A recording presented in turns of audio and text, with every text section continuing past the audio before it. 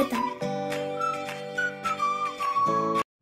2014 మరియు 2019 సంవత్సరాలలో జరిగిన ఆంధ్రప్రదేశ్ అసెంబ్లీ ఎన్నికల ఫలితాలలో శ్రీకాకుళం జిల్లా పలాస నియోజకవర్గంలో పార్టీల వారీగా ఎవరికి ఎన్ని ఓట్లు వచ్చాయి మరియు ఏ పార్టీ అభ్యర్థి ఎంత మెజారిటీతో గెలుపొందారో తెలుసుకుందాం.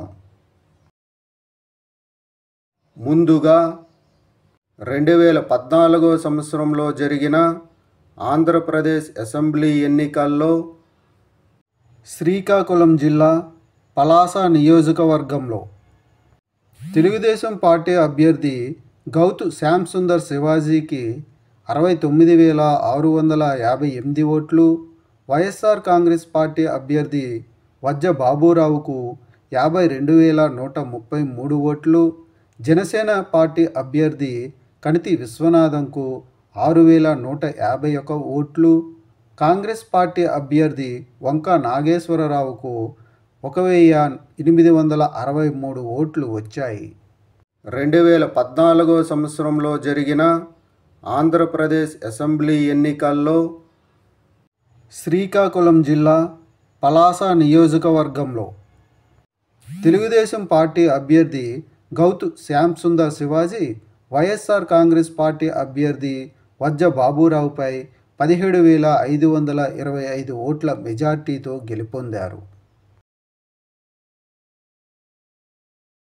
2019 సంవత్సరంలో జరిగిన ఆంధ్రప్రదేశ్ అసెంబ్లీ ఎన్నికల్లో శ్రీకాకుళం జిల్లా పలాస నియోజకవర్గంలో వైఎస్ఆర్ కాంగ్రెస్ పార్టీ అభ్యర్థి సీదిరి అప్పలరాజుకు 76,603 ఓట్లు, తెలుగుదేశం పార్టీ అభ్యర్థి గౌతు శిరీషకు 60,356 ఓట్లు, జనసేన పార్టీ అభ్యర్థి కోత పూర్ణచంద్రరావుకు 6,133 ఓట్లు వచ్చాయి. 2019 సంవత్సరంలో జరిగిన ఆంధ్రప్రదేశ్ అసెంబ్లీ ఎన్నికల్లో శ్రీకాకుళం జిల్లా పలాస నియోజకవర్గంలో వైఎస్ఆర్ కాంగ్రెస్ పార్టీ అభ్యర్థి సీదిరి అప్పలరాజు తెలుగుదేశం పార్టీ అభ్యర్థి గౌతు శిరీషపై 16,247 ఓట్ల మెజారిటీతో గెలుపొందారు. శ్రీకాకుళం జిల్లా పలాస నియోజకవర్గంలో 2024 సంవత్సరంలో జరగబోయే ఎన్నికల్లో మీరు ఏ పార్టీకి సపోర్ట్ చేస్తారు అనేది కామెంట్ చేయండి. Thank you.